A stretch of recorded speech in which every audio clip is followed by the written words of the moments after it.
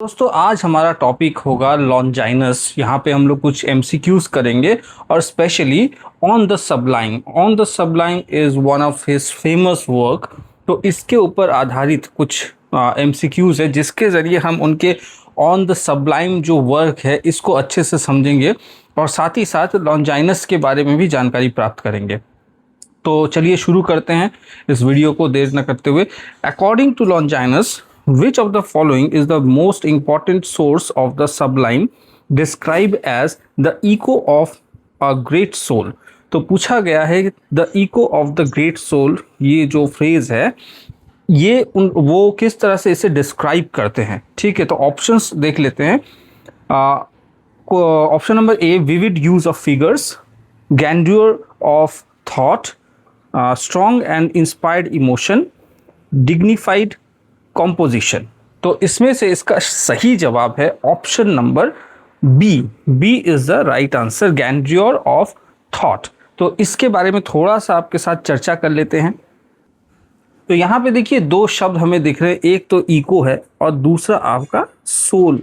तो इसका अर्थ क्या है? जो डीप थॉट्स होते हैं राइटर्स के, जो हाई मोरल स्टैंडर्ड्स को एम्पलीफाई करे, grand way of looking at world हो, मतलब ऐसे दृश्य देखे जो साधारण लोग ना देखे, तो कवि का अलग होना तो अनिवार्य होता है।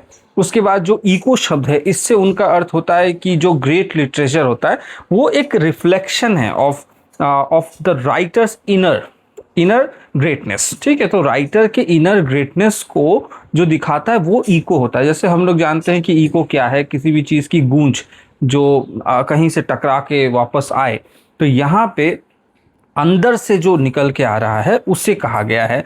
तो ग्रैंड्योर क्या होता है? महान विचार। ठीक है, महान, ग्रैंड्योर ऑफ थॉट होता है महान विचार। और ये उनका लिखा हुआ एक वर्क में से ही है, ऑन द सबलाइम में उन्होंने इस बारे में चर्चा की है। लॉन्जाइनस का मानना था कि ट्रू ग्रेट राइटर जो होता है वो कभी भी ऐसे ही पढ़ लिख के, यानी ग्रामर पढ़ लेने से ही या फिर टेक्निकल चीज़ जान लेने से ही राइटर नहीं बन जाते हैं। इंस्टेंट वो अपने अंदर से आएगा, एक कैरेक्टर है, वो एक पर्सनालिटी होता है राइटर का। ठीक है, तो ये उन्होंने यहाँ पे ग्रैंड्योर और ऑफ थॉट के द्वारा समझाने की कोशिश की है। अगले क्वेश्चन में आते हैं, क्वेश्चन नंबर 2। क्वेश्चन नंबर 2 में क्या कहा गया है? Longinus identifies 5 sources of the sublime, which 2 sources are considered to be innate or natural rather than acquired through art? तो यहाँ बोला गया है जो 5 आइडेंटिफाई उन्होंने किए थे किस चीज़ को, सबलाइम को, और इसके बारे में बता रहा हूँ सबलाइम क्या कह रहा है असल में। और विच 2 सोर्सेस, उनमें से कौन से 2 सोर्सेस हैं जिसको कंसीडर उन्होंने किया था एज इनेट और नेचुरल। ठीक है, rather than acquired thought through art, acquired through art। ठीक है, जो आर्ट के थ्रू एक्वायर नहीं, एक्वायर मतलब किसी भी चीज़ को समझना, जानना, सीखना, वो होता है एक्वायर।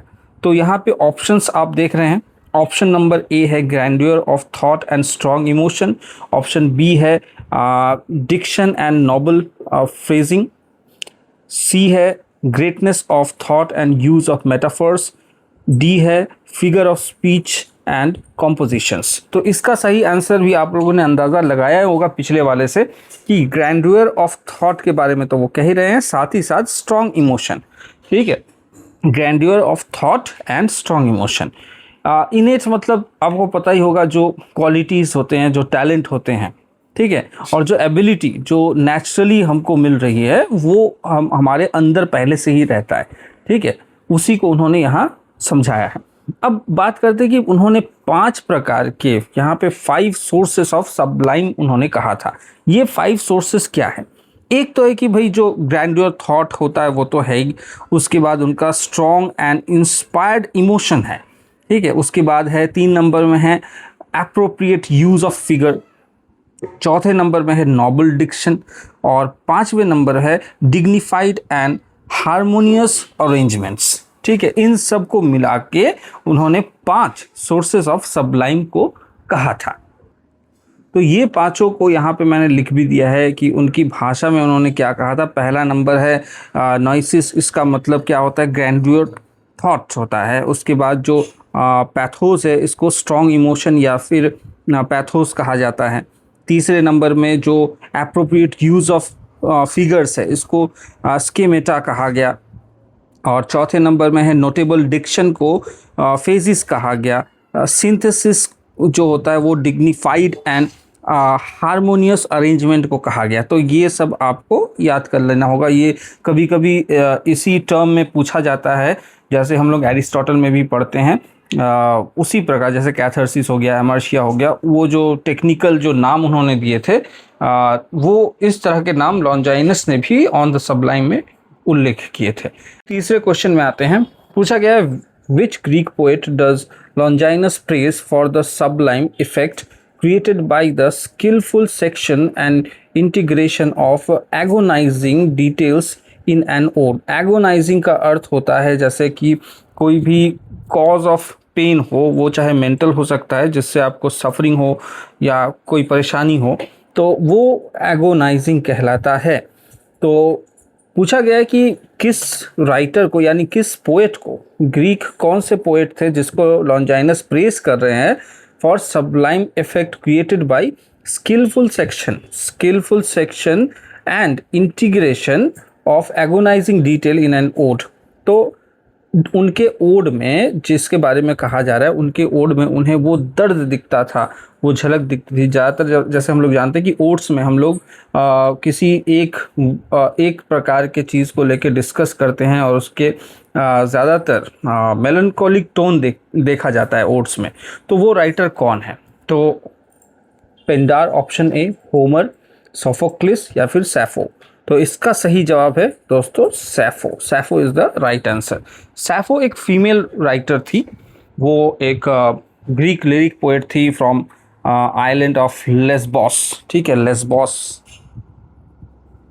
ठीक है, प्लेटो भी इन्हें माना करते थे, उनको 10th म्यूज मानते थे, जिनका जन्म हुआ था 630 BCE में। ठीक है, वो उनको प्रेस किया करती थी, मतलब प्लेटो भी इनको प्रेस करते थे और लॉन्जाइनस भी, इन महिला थी ये एक, इस कवि को प्रेस किया करते थे।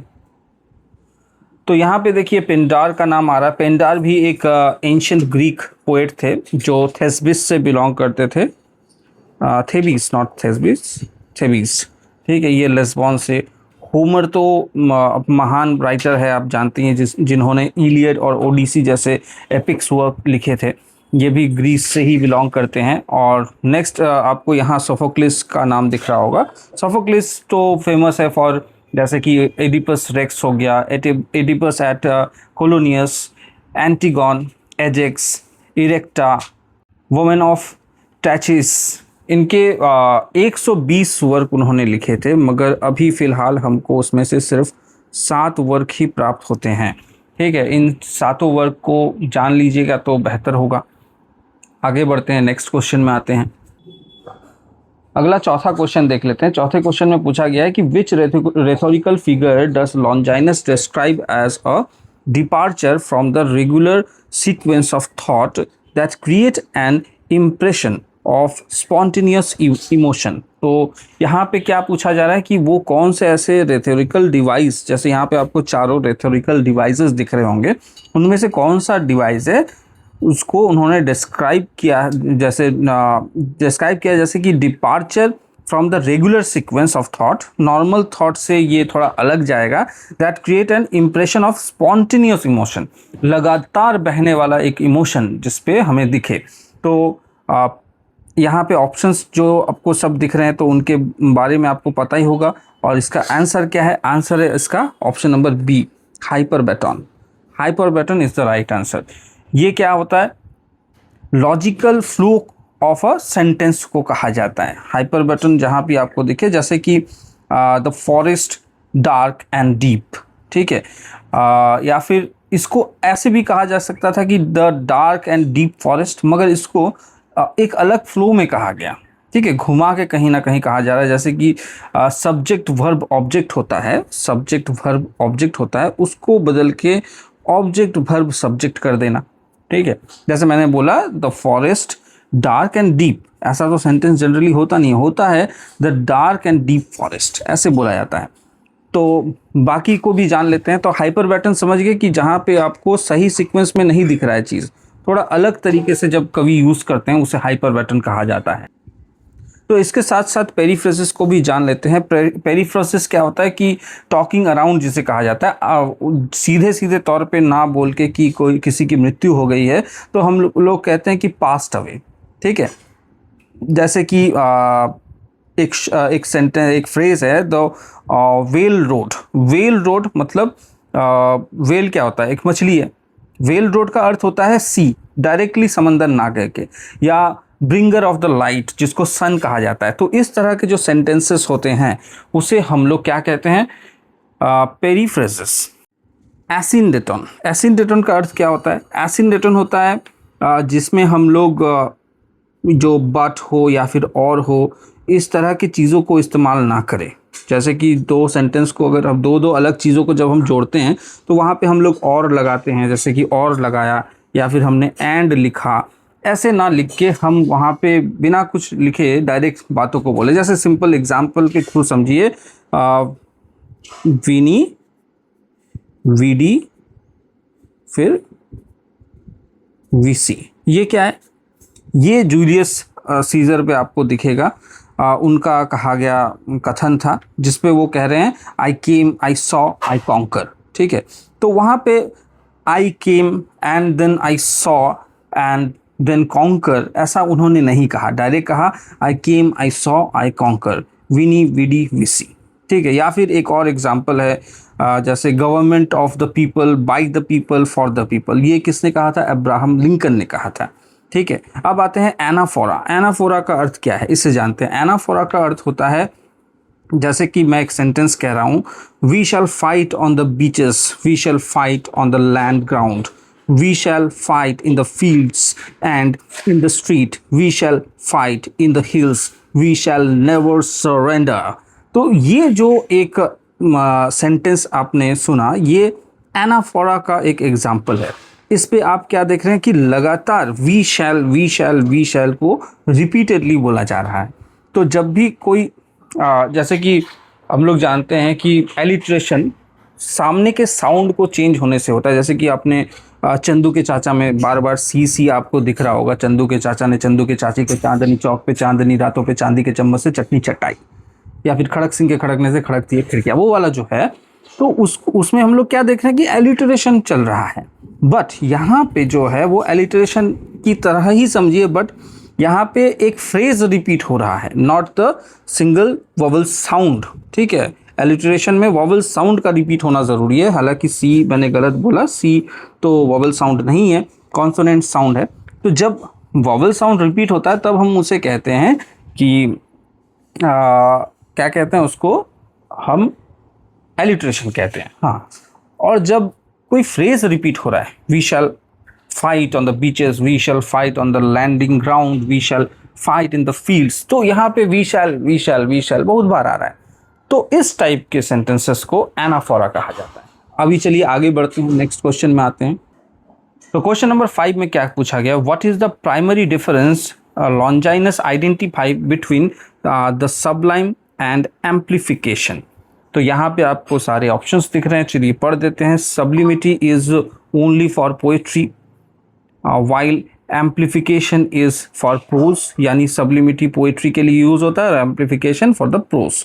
सब्लिमिटी consist of elevation while amplification consist of quantity. ठीक है, सब्लिमिटी जो है एलिवेशन के लिए, मतलब किसी भी चीज़ को चढ़ाने के लिए, ठीक है, ऊपर की तरफ, और एम्प्लीफिकेशन होता है किसी भी चीज़ के क्वांटिटी को कंसिस्ट, मतलब एक तरह से ही चलाए जाने के लिए।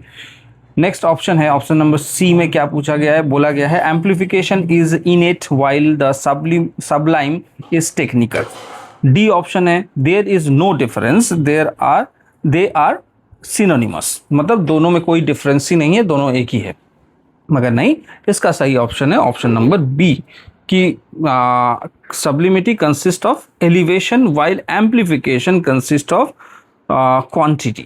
ठीक है, क्वांटिटी में बढ़ोतरी के लिए एम्प्लीफिकेशन का इस्तेमाल होना चाहिए और एलिवेशन के लिए सब्लिमिटी का इस्तेमाल होना चाहिए। एलिवेशन के लिए सब्लिमिटी जिम्मेदार है। ठीक है, उन्होंने ऐसा माना है। ठीक है, क्वेश्चन नंबर 6 में आते हैं, क्या पूछा गया है। In on the Sublime, Longinus compares the Iliad and the Odyssey. Which of the following best represents his view? तो on the Sublime में उन्होंने इलियड और ओडिसी के बारे में कुछ कहा है, उनके कॉम्पोजिशन के बारे में कुछ कहा है। कौन सा सही कहा है उन्होंने? ऑप्शन ए है both are equally sublime in every respect, दोनों ही सेम है सबलाइम के मामले में। ऑप्शन बी है the Iliad is the work of Homer's youth full of action, मतलब जवानी में लिखा गया है, फुल ऑफ एक्शन है, कौन सा इलियड है। और दूसरी तरफ while the Odyssey is the work of his age, old age, ठीक है, बुढ़ापे में उन्होंने लिखा है, नरेटिव एंड कैरेक्टर ड्रिवन, ठीक है। मतलब क्या बोला गया है कि जब छोटे थे, कम उम्र में थे, उन्होंने एक्शन वाला कहानी लिखा, और यहाँ पे उन्होंने नरेटिव पे ज़्यादा ध्यान दिया, कहानी पे ध्यान दिया, और साथ पे कैरेक्टर को भी ध्यान में रखा। अगला ऑप्शन है the Odyssey is superior because of its moral complexity, इसमें मोरल कॉम्प्लेक्सिटी है बोल के ओडिसी महान है।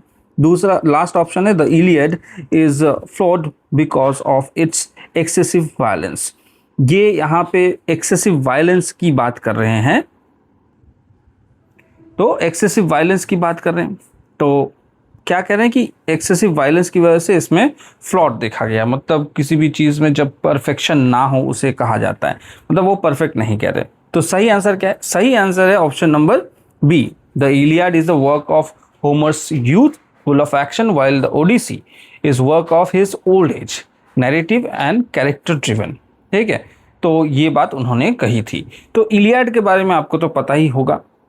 इलियड तो उन्होंने लिखा था, ये एक ग्रीक एपिक है, जिसको कहा जाता है कि ट्रॉय का जो युद्ध था वो वहाँ पे 10 सालों तक चलता रहा। तो ओडिसी क्या है? ओडिसी ही इसका सीक्वेंस है, मतलब पार्ट 2 कह सकते हैं, जिसमें ओडिसी एक कैरेक्टर है, जहाँ पे किंग ऑफ इथाका आपको दिखते हैं, और वही मेन कारण थे कि पहला वाला जो बुक है वो ख़त्म होने का, यानी कि ट्रॉय में जो युद्ध चले जा रहा था 10 सालों से, उन्हीं की आइडिया से उन्होंने ही वो जो क्या बोलते हैं सफ़ेद एक लकड़ी का घोड़ा जो भेजा था, वो लकड़ी के घोड़े को भेज के ही उन्होंने युद्ध को ख़त्म किया अंदर सैनिकों को भर के, ठीक है। तो उनके आइडिया से ये युद्ध कम से कम चालू होकर ख़त्म हुआ, नहीं तो वहाँ पे ही अटके पड़े थे, 10 सालों से इंतज़ार कर रहे थे कि कौन पहले अटैक करेगा। तो फिर ओडिसी के दिमाग में ही आता है कि ट्रोजन हॉर्स, जो एक बात है ना, ट्रोजन हॉर्स, ये फेमस टर्म है।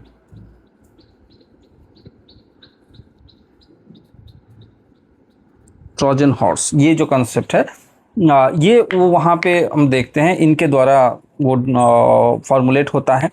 उसके बाद अगर इनके वाइफ के बारे में बात करें तो ओडिसी की एक पत्नी थी जिसका नाम था पेनेलोपी, और जो एक बेटा था टेलीमेकस के बारे में एक यूलिसिस बोल के कविता है, उसमें भी आप पढ़ सकते हैं, जो मैथ्यू आर्नोल्ड ने लिखा था शायद। जी हाँ, अगर मैं गलत हूँ तो मेरे को रेक्टिफाई कीजिए कमेंट करके। तो आगे बढ़ते हैं, नेक्स्ट क्वेश्चन में आते हैं, क्वेश्चन नंबर 7। क्वेश्चन नंबर 7 में क्या पूछा गया है कि what is the ultimate test of sublime according to Longinus. तो सबलाइम का टेस्ट करने के लिए हम लोग क्या करेंगे, मतलब एक परीक्षा लेंगे कि कैसे पता चलेगा कि वो हर चीज़ों को खरा उतर रहा है या नहीं, ताकि हम उसे कह सके कि वो सही है, सबलाइम को छू रहा है। It can only be understood by highly educated scholar, ये उसी के द्वारा संभव है जो हाईली एजुकेटेड होंगे वही समझ पाएंगे। Option B, it flows the rule of Aristotle's poetics perfectly. Option C, it uses the most complex vocabulary possible. Option D, it pleases. 8वें क्वेश्चन में है Longinus uses the term phantasia, visualization और imagery. What does he say is its purpose in auditory. ठीक है, तो यहाँ पे पूछा गया है कि फैंटेसिया ये क्या है, किस तरह का यूज़ है, उन्होंने जो टर्म यूज़ किया है, और डज ही से इट्स पर्पस इन ऑडिटरी मतलब क्या आता है, जो भाषणबाजी करते हैं उन्हें ऑडिटर्स कहा जाता है, यानी भाषण में कि क्या पर्पस होता है पैंथेसिया का।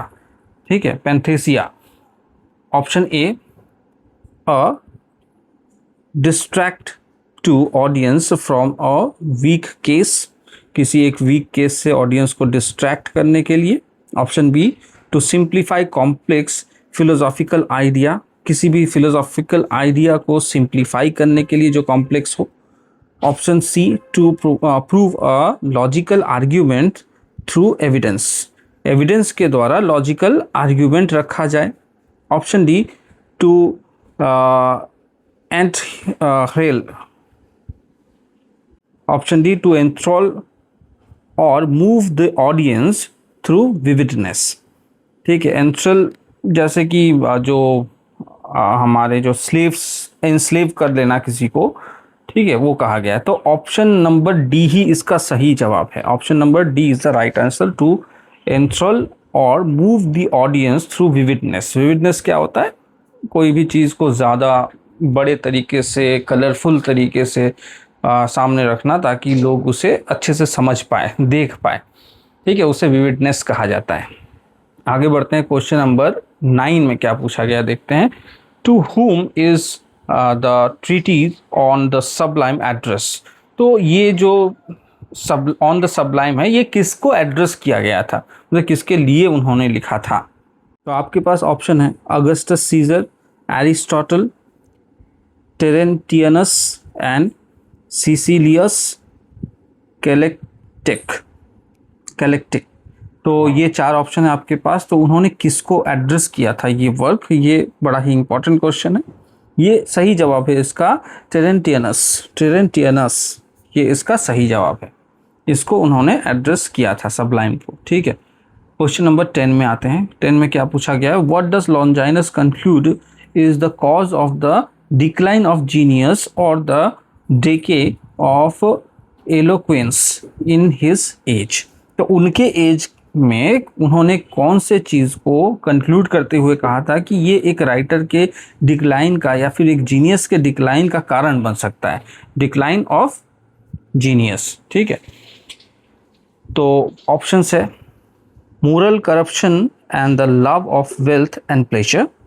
Option B, the strict censorship of the Roman government. Option C, the lack of proper education in rhetoric. Option D, the disappearance of the Greek language. सही जवाब है इसका option number A. Option number A is the right answer, moral corruption and the love of wealth and pleasure। ठीक है, यहाँ पे एक शब्द है एलोक्वेंस। इसका अर्थ क्या होता है? जिनको नहीं पता उनके लिए है the ability to express thought clearly and without hesitation. तो विदाउट हेजिटेशन जो आपका विचार निकल के आता है उसी को कहा गया है। तो ये क्या है? To teach, to delight, to move. ठीक है, तो इस चीज़ के लिए इसका इस्तेमाल होता है कि हम लोग ऐसे चीज़ों को समझेंगे, सीखेंगे ताकि लोग उससे डिलाइट हो, सीखे और उनके अंदर हलचल हो। तो इसी के साथ हमारे आज के 10 क्वेश्चंस ख़त्म होते हैं। तो उम्मीद करता हूं कि वीडियो पसंद आया होगा और हम लोग विदाउट किसी पैसे लिए हम यूजीसी नेट का तैयारी कराते हैं। तो अगर आपको अच्छा लग रहा हो तो हमारे चैनल के साथ बने रहिएगा। आप लोग दूसरे यूट्यूब चैनल्स को भी देखते रहते हैं। हमारे पास हालांकि कोई डिजिटल बोर्ड नहीं है, बट रेगुलर प्रैक्टिस के लिए आप हमारे यहाँ पे आइए, चैनल को विज़िट कीजिए। और इंग्लिश जो है उसका अलग से हम लोग प्लेलिस्ट भी बनाने वाले हैं। उस पर आपको इंग्लिश के सारे वर्क्स जो इम्पोर्टेंट है, जितने भी MCQ क्वेश्चंस हैं एग्ज़ाम के आगे, सुनते रहिए, देखते रहिए और हमारे साथ रहिए लगातार। अगले वीडियो में फिर